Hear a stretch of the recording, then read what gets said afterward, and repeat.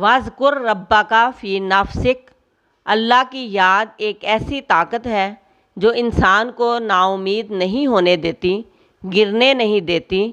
جب بھی کوئی بھی پریشانی ہو، مصیبت ہو، بیماری ہو یا کوئی آرزو اور تمنا ہو، رب کے سامنے رکھو، اس کی بارگاہ میں پیش ہو جاؤ، اس کو راضی کرنے کی کوشش میں لگ جاؤ، خود کو سجدے کی حالت میں لے آؤ، عاجز بن جاؤ، اپنے گناہوں کی معافی مانگو، توبہ استغفار کرو۔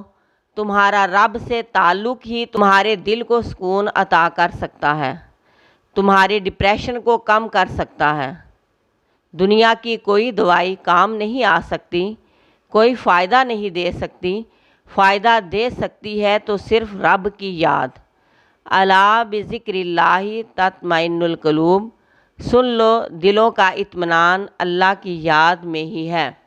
اللہ کو یاد کرو گے، دل کی دھڑکن بے ترتیب نہیں ہوگی۔ اللہ نے دل کو پیدا ہی اپنی یاد کے لیے کیا۔ اگر اس دل میں رب کی یاد ہی نہیں ہوگی تو وہ بگڑ جائے گا، طرح طرح کی بیماریوں میں مبتلا ہو جائے گا۔